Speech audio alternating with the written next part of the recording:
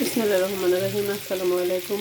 আমি মিষ্টি কুমড়া ভাজি করতেছি। মিষ্টি প্রথম দিয়েছি তেল, তারপর দিয়েছি পেঁয়াজ, তারপরে দিয়েছি শুকনো মরিচ, মানে কাটতে কাটতে শুকনো মরিচ দিয়ে, যখন শুকনো মরিচটা তো কালো হয়ে আসছে, তারপরে দিয়েছি পেঁয়াজ, কাঁচামরিচ, তারপর দিয়ে দিছি মিষ্টি কুমড়ার উপরে দিচ্ছি একটু জিরার গুঁড়া, একটু ধনিয়ার গুঁড়া, হলুদের গুঁড়া, হালকা একটু মরিচের গুঁড়া দিয়ে এটা আমি অনেকক্ষণ নেড়ে চেড়ে এটা আমি সুন্দর করে এটা সিদ্ধ করেছি। সিদ্ধ করার পরে দেখেন,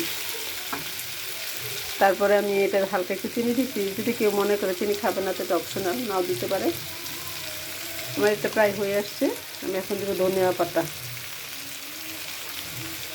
আমি এটা ধনিয়া পাতা দিলাম, লবণ দিয়েছি পরিমাণ মতো।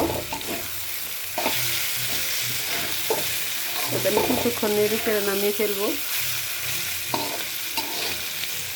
মিষ্টি কুমড়া খালি ভাজিও ভালো লাগে।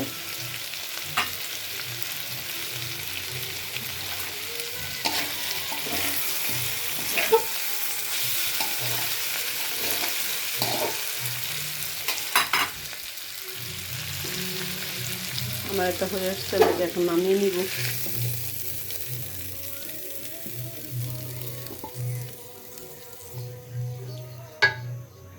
এই যে মিষ্টি কুমড়া ভাজিটা দেখেন, দেখতে কত সুন্দর হয়েছে।